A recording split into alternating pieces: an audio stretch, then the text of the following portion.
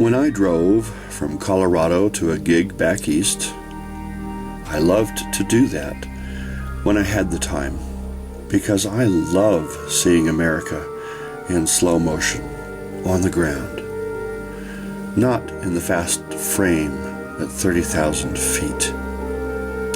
I always noted the sharp drop-off in the price of gas when crossing the Missouri line. There was another reason I liked to drive too. Crossing the plains, I said goodbye to the mountains, friends.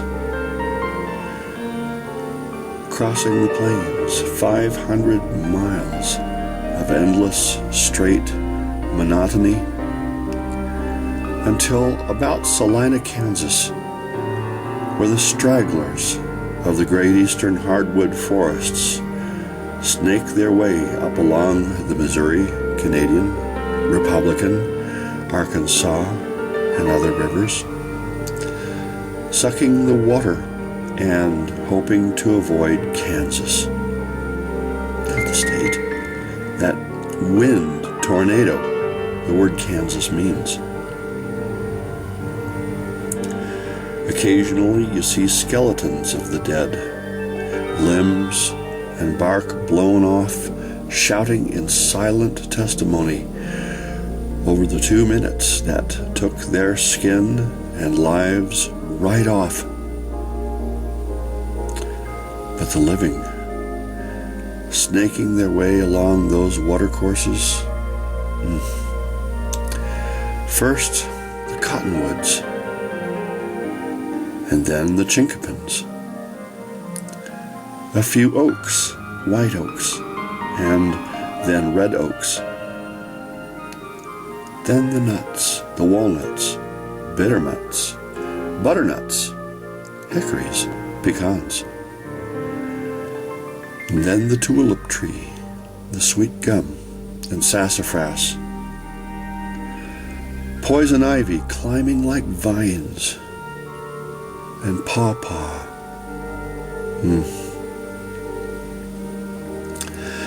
The air becomes humid and sweet, and the sound of life everywhere, all around, is a din. That distant-looking grove of trees is only a mile away. Testimony to the thick, sweet, moist air hung over everything like an Indian blanket. I loved that drive, and the landmarks I used, the trees, to mark my progress and journey. I knew the routes more by the trees than by the highway map and the cities. But even the cities, Kansas City, St. Louis, Indianapolis, couldn't stomp out those trees.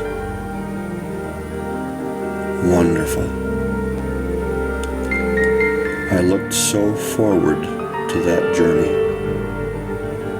And if you live in among those trees, cherish them, because they are a treasure.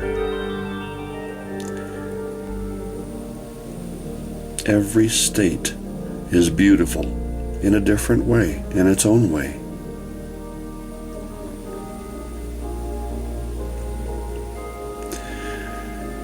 Missouri gas was suddenly 50 cents cheaper than what I paid in Colorado, and the highway robbery portion of Kansas, until Eastern reason and competition dramatically lowered the price.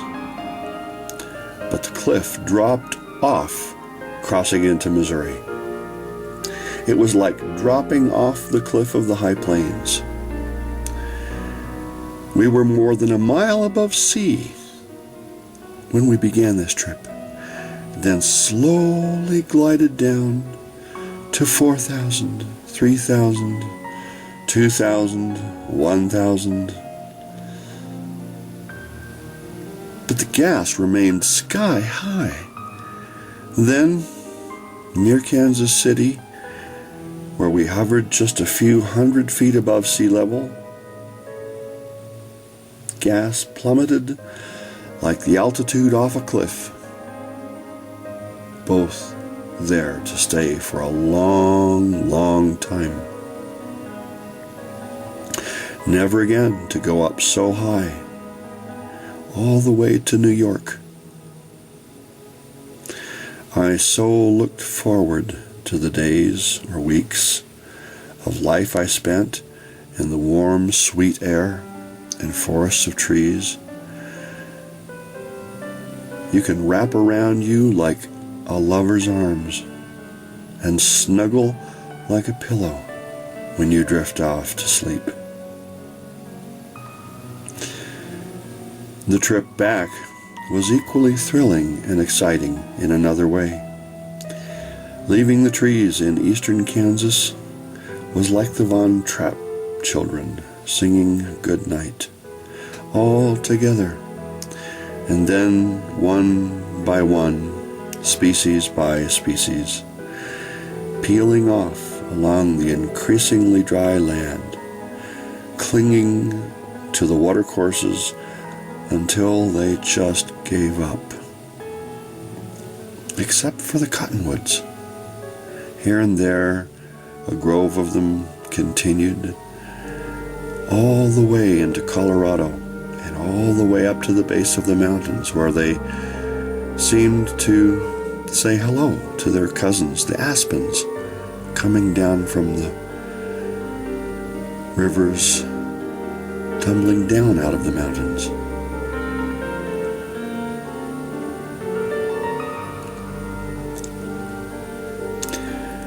"500 miles of straight, flat highway across flat, brown earth, where crops even struggled and diminished as you went west, till you reached that waist-high corn and milo that eastern Colorado farmer was so darn proud of before the hail took it. Your long journey across the dry, flat plain seemed hopeless until at first view. There, you see the little cloud on the horizon. Ain't no cloud tall. Pikes Peak. Then you see Long's Peak to the north, Spanish Peaks to the south, and then the Sangre de Cristo roar up like crazy with their perpetually snow-covered jaggedness, and then the lesser peaks of the Front Range, hued in blue. They stand tall in your eyes like nothing else you've ever seen, and you're still miles and miles away from them. The air is so dry and thin. That distant grove of trees, it looks like you could just walk over to it. Ain't no mile at all. It's more than half a day's walk. If you were walking all the way, it'd be 3 more days before you reached those mountains at their base. So tall, they shortened the day by 2 hours.